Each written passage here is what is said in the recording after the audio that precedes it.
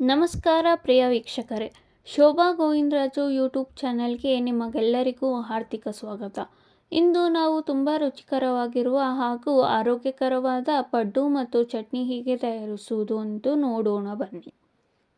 ಮೊದಲು ಒಂದು ಪಾತ್ರೆಯಲ್ಲಿ ಅಕ್ಕಿ ಹಿಟ್ಟು ಮತ್ತು ಗೋಧಿ ಹಿಟ್ಟು ತೆಗೆದುಕೊಳ್ಳಿ. ಇಷ್ಟವಿದ್ದರೆ ಸ್ವಲ್ಪ ನುಗ್ಗೆ ಸೊಪ್ಪಿನ ಪುಡಿಯನ್ನು ಹಾಕಿರಿ. ಇದಕ್ಕೆ ಒಂದು ತುರಿದ ಕ್ಯಾರೆಟ್, ಒಂದು ತುರಿದ ಸೌತೆಕಾಯಿ, ಸ್ವಲ್ಪ ಕೊತ್ತಂಬರಿ ಸೊಪ್ಪು, ಸಣ್ಣದಾಗಿ ಕತ್ತರಿಸಿದ ಒಂದು ಹಸಿಮೆಣಸಿನಕಾಯಿ, ಸಣ್ಣದಾಗಿ ಕತ್ತರಿಸಿದ ಒಂದು ಈರುಳ್ಳಿ, ರುಚಿಗೆ ತಕ್ಕಷ್ಟು ಉಪ್ಪನ್ನು ಹಾಕಿ ಮಿಶ್ರಣ ಮಾಡಿಕೊಳ್ಳಿ.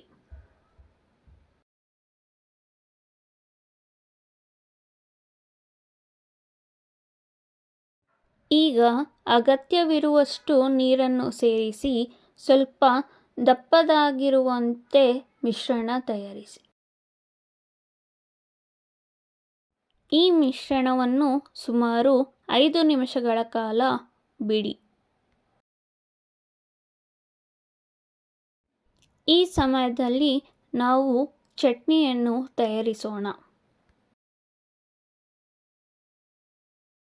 ಒಂದು ಕಡಾಯಿಯಲ್ಲಿ ಸ್ವಲ್ಪ ಒಣಮೆಣಸಿನಕಾಯಿಯನ್ನು ಹುರಿಯಿರಿ. ನಂತರ ಅದಕ್ಕೆ ಸ್ವಲ್ಪ ಕಡಲೆಬೇಳೆ ಹಾಕಿ ಕಂದು ಬಣ್ಣ ಬರುವವರೆಗೂ ಹುರಿಯಿರಿ.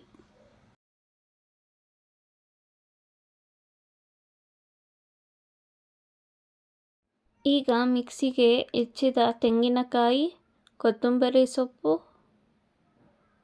ಮತ್ತು ಸ್ವಲ್ಪ ಹುಣಸೆ ಹಣ್ಣು ಮತ್ತು ಹುರಿದ ಮಿಶ್ರಣವನ್ನು ಮಿಕ್ಸಿಗೆ ಹಾಕಿರಿ. ಸ್ವಲ್ಪ ರುಚಿಗೆ ತಕ್ಕಷ್ಟು ಉಪ್ಪು ಹಾಕಿ ನೀರನ್ನು ಸೇರಿಸಿ.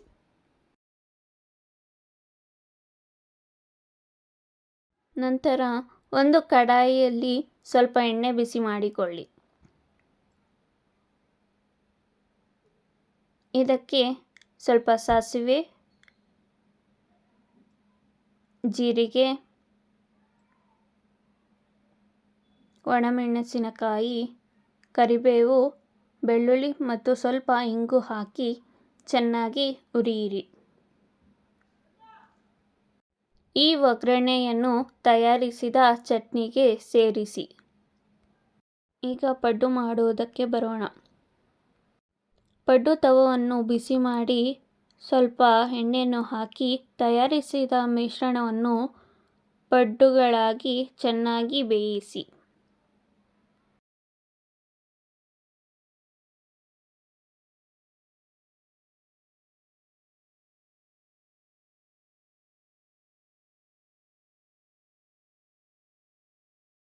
ಇದೀಗ ನಮ್ಮ ಮೃದುವಾದ ರುಚಿಕರವಾದ ಪಡ್ಡು ಮತ್ತು ಚಟ್ನಿ ಸಿದ್ಧವಾಗಿದೆ. ಈ ಪಡ್ಡುವನ್ನು ಚಟ್ನಿಯೊಂದಿಗೆ ಬಿಸಿ ಬಿಸಿಯಾಗಿ ಸವಿಯಿರಿ. ಈ ವಿಧಾನವನ್ನು ಒಮ್ಮೆ ಮಾಡಿ ನೋಡಿ, ತುಂಬ ರುಚಿಕರವಾಗಿರುತ್ತದೆ. ನಿಮಗೆ ಹೇಗಿದೆ ಅನ್ನುವುದನ್ನು ಕಮೆಂಟ್ ಬಾಕ್ಸಿನಲ್ಲಿ ತಪ್ಪದೆ ತಿಳಿಸಿ. ನಿಮಗೆ ಈ ರೆಸಿಪಿ ಇಷ್ಟವಾದರೆ ದಯವಿಟ್ಟು ಲೈಕ್ ಮಾಡಿ, ಶೇರ್ ಮಾಡಿ, ನಿಮ್ಮ ಅಭಿಪ್ರಾಯವನ್ನು ಕಮೆಂಟ್ ಬಾಕ್ಸಿನಲ್ಲಿ ತಿಳಿಸಿ. ಮತ್ತು ಇಂತಹ ಇನ್ನಷ್ಟು ಸುಂದರವಾದ ವಿಡಿಯೋಗೆ ಸಬ್ಸ್ಕ್ರೈಬ್ ಮಾಡಿ. ಧನ್ಯವಾದಗಳು.